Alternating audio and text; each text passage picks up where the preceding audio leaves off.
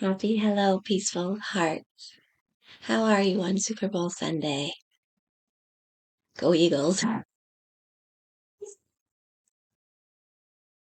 I'm dedicating this podcast to people like me who are doing everything right, taking care of their bodies, not drinking, not consuming sugar on the regular, primarily vegan, living with love in your heart to yourself and giving love out to the universe daily, connecting with people and checking in with them, making sure their self-care is okay, making sure my self-care is always okay, prioritizing sleep, water, hydration, whatever you would feed or nurture a tree with, that's what we have to do to our Buddha berry tree. I've lost 5 people close to me to suicide. My mom, my stepmom, a dear friend's brother, Sean Simpson, some of you may know, and he's what's getting me out of my cave. My nest. It used to be my cave. Now I'm in a nest. But I'm still healing from chronic inflammation, CRS, CIRS, and leaky body syndrome. And if you're suffering with dark thoughts, there's a reason. It's mold illness. We have a leaky brain when we have a leaky gut eventually. My issues started very young. If you've had any food sensitivities, mine, I can remember when I was just a little one and my dad wanted to give me some cream of mushroom soup and I was like, I don't like it. I'm a picky eater. I've been my whole life. I've only eaten 5 foods. And when I had this cream of mushroom soup, I projectile vomited after. I wasn't a picky eater. I was respecting and listening to my gut. Can you relate? Is it better when you don't eat? I was anorexic most of my life till 50, and then I went into an eating disorder clinic for 3 years. And I'm glad because it saved my life. I've always held on to hope. And when I connected online with the Goodness Lover team and Brooke Goldner, Goodbye Lupus, she's a doctor, she was sharing her story, how her husband, a personal trainer, discovered how to heal her lupus. I, personal trainer, an autodidact person who likes to figure things out. I've been like this since I was in the 80s. Holistic lifestyle medicine is all I do. I don't use medicine, prescriptions, antibiotics unless I'm in crisis. It's my last resort because I know what it does to my liver. And because I drank to numb deep suffering, and I thought at the time it was helping me fall asleep. It did. You pass out. It's not restorative sleep. I knew my liver needed help, so when I stopped drinking, I was doing everything I could to reverse my fatty liver. You probably have a fatty liver. Most people do, even if you don't drink. It's connected to mold and toxins in our body. I don't want to be the one doing this message. I'm a very shy, quiet, introverted empath who likes to ask you questions. I really want to know how you're doing because we're all connected, just like our 15 leaky body parts. Your eyes constantly run. My nose constantly runs. I'm still healing from leaky muscle. And in some places, you only live for a year. It happened after I was working out in a very old home filled with mold, and we had the air conditioner going on. We were suffering with 103 fevers. I was watching a home when he would travel to Costa Rica, And when he left, I started working out because after COVID, we had COVID last summer, June and July. And then August, everything went to kapooey with my body. I could do 100 push-ups every day, walk for hours. And then suddenly my body started turning on me and I was seizing and I couldn't walk. And things were turning so quickly after COVID. And it was a really bad one. Not in symptoms, more like it just knocked us out. And high fevers. And I don't take medicine, but I was taking it then, I think. But because everything disrupts your gut with medicine, antibiotics, all of it. So your doctors are making you sicker with all the medications they're giving you for your gut that destroys your microbiome. Why are 80% of oncologists, why wouldn't they do chemotherapy? I'm asking people that know what I'm talking about, that have a voice and a platform, to start investigating this. I'm in Ontario, Canada, and I went to 3 different hospitals across Ontario. And none of them could help me or know what I was talking about except one young doctor who just came out. And what he shared with me, I have to share, keep with myself under the vest. We need to have doctors know more about food as medicine. Dr. Brooke Goldner is going around to other doctors and conferences and trying to get this message out. Please follow her on Goodbye Lupus.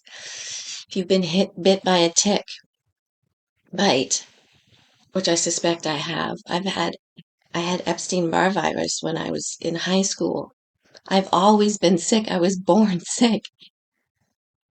So because I was sick all the time and my stomach would get upset, sorry, going back to being born sick, I had my tonsils out at 6 months.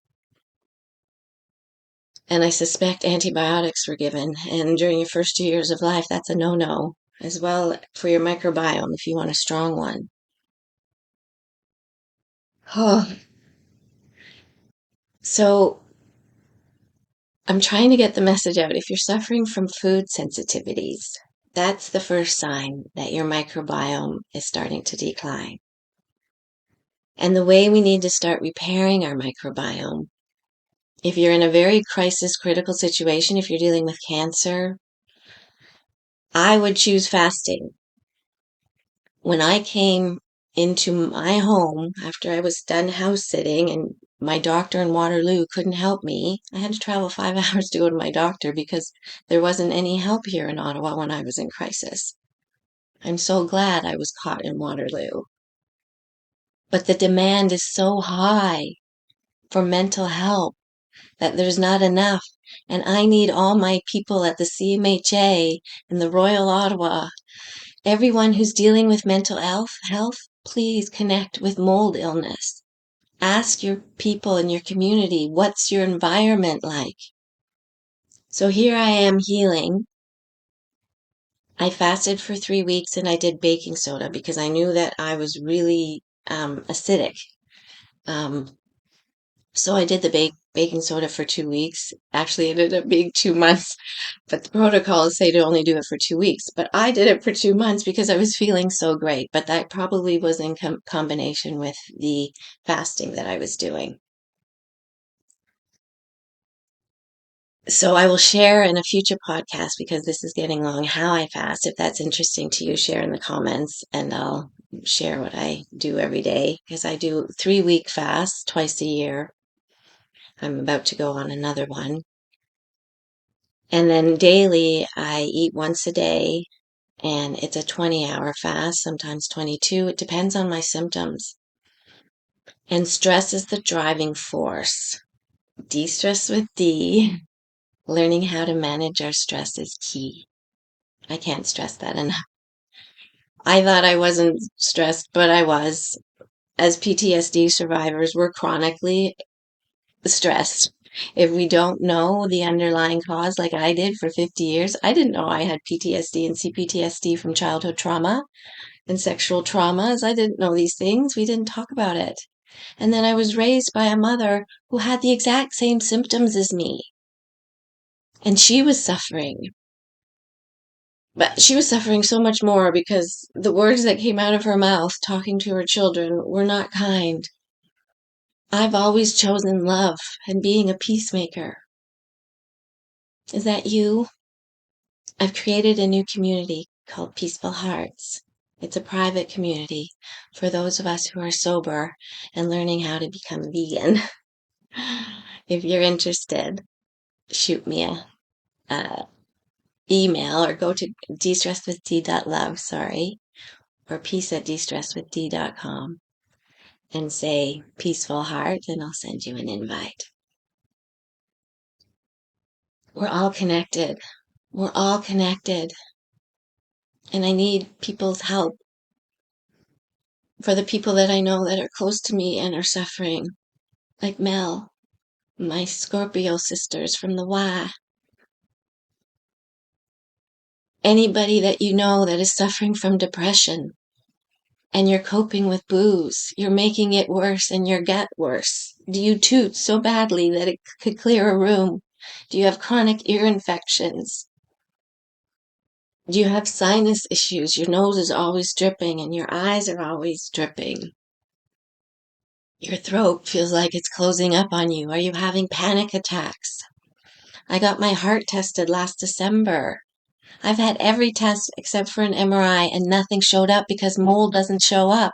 My question is, why aren't doctors testing for it? You can test with pee. You can test with blood.